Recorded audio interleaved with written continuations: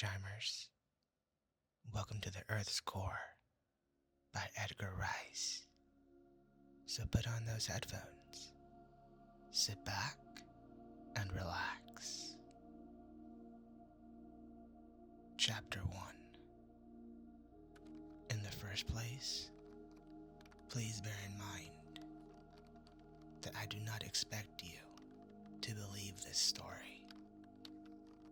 Nor could you wonder had you witnessed a recent experience of mine when in the armor of bliss and stupendous ignorance, I gaily narrated the gist of it to a fellow of the Royal Geological Society on the occasion of my last trip to London. You would surely have thought that I had been detected in no less a heinous crime than the purloining of the crown jewels in the tower, or putting poison in the coffee of His Majesty the King, the erudite gentleman in whom I confided, congealed before I was half through. It was all that saved him from exploding. In my dreams of an honorary fellowship, gold medals, and a niche in the Hall of Fame, faded into the thin, cold air of his Arctic atmosphere. But I believe the story, and so would you, and so would the learned fellow of the Royal Geological Society,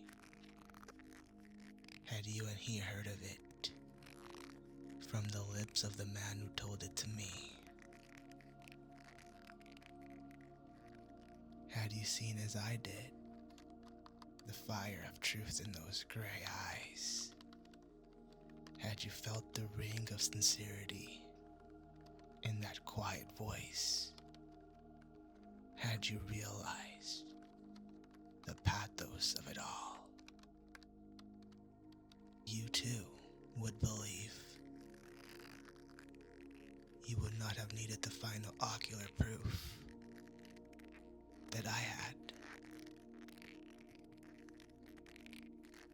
The weird-like creature which he had brought back with him from the inner world.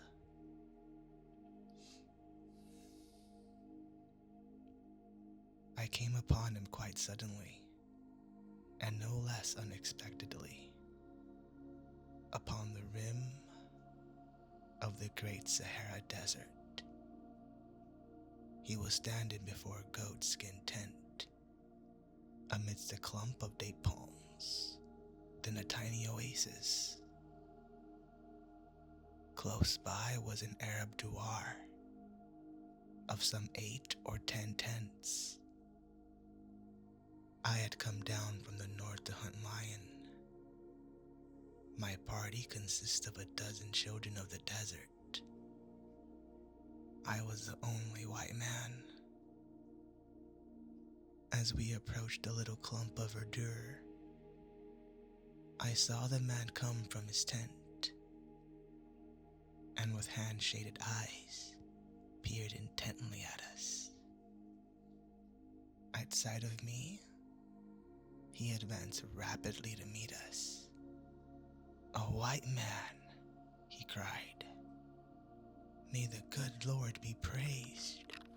I have been watching you for hours, hoping against hope that this time there would be a white man.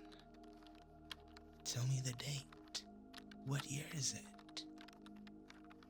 And when I had told him, he staggered, as though he had been struck full in the face, so that he was compelled to grasp my stirrup leather for support.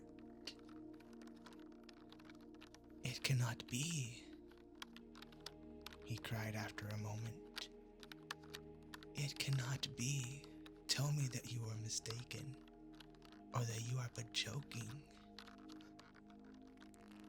"I am telling you the truth, my friend," I replied. Why should I deceive a stranger, or attempt to, in so simple a matter as the date?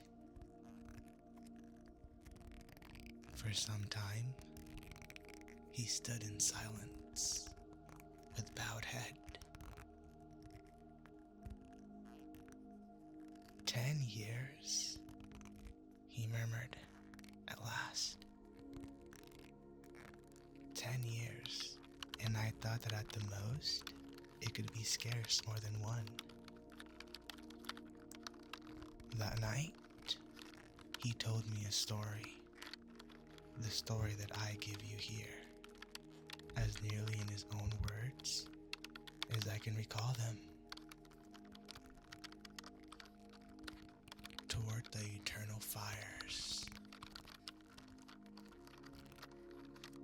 I was born in Connecticut about 30 years ago. My name is David Innes. My father was a wealthy mine owner. When I was 19, he died. All his property was to be mine. When I had attained my majority, provided that I had devoted the 2 years intervening in close application to the great business I was to inherit. I did my best to fulfill the last wishes of my parent, not because of the inheritance, but because I loved and honored my father. For 6 months, I toiled in the mines and in the counting rooms, for I wished to know every minute detail of the business. Then, Perry interested me in his invention. He was an old fellow who had devoted the better part of his long life to the perfection of a mechanical, subterranean prospector. As relaxation, he studied paleontology. I looked over his plans, listened to his arguments, inspected his working model, and then, convinced, I advanced the funds necessary to construct a full-size, practical prospector. I shall not go into the details of its construction. It lies out there in the desert now, about 2 miles from here. Tomorrow, you may care to ride out and see it.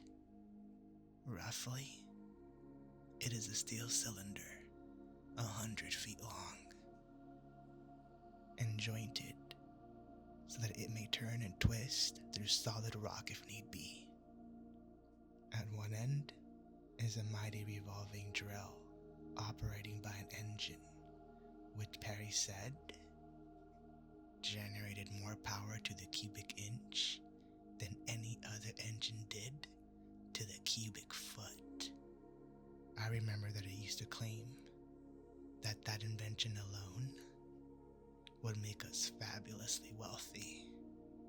We were going to make the whole thing public after the successful issue of our first secret trial. But Perry never returned from that trip, and I only after 10 years. I recall as it were but yesterday, the night of the momentous occasion, upon which we were to test the practicality of that wondrous invention. When we repaired to the lofty tower in which Perry had constructed his iron mole, as he wanted to call the thing, the great noise rested upon the bare earth of the floor.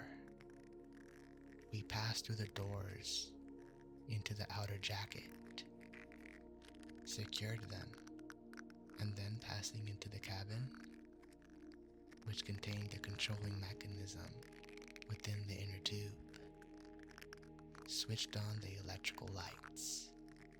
Perry looked to his generator, to the great tanks that held the light-giving chemicals, with which he was to manufacture fresh air to replace that which we consumed in breathing. to his instruments for recording temperatures, speed, distance, and for examining the materials through which we were to pass. He tested the steering device and overlooked the mighty cogs, which transmitted into marvelous velocity to the giant drill at the nose of the strange craft. Our seats, into which we strapped ourselves, were so arranged upon transverse bars that we would be upright, whether the craft were plowing her way downward into the bowels of the earth, or running horizontally along some great seam of coal, or rising vertically toward the surface again. At length, all was ready. Perry bowed his head in prayer. For a moment, we were silent, and then the old man's hand grasped the starting lever. There was a frightful roar beneath us. The giant frame trembled and vibrated. There was a rush of sound as the loose earth passed up through the hollow space between the inner and outer jackets to be deposited in our wake. We were off. And there you have it, chimers.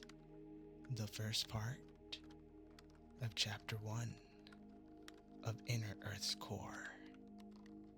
If you liked what you've heard so far, like, comment, and subscribe. The journey is only started, and you won't want to miss out. So until next time, chimers, I'll see you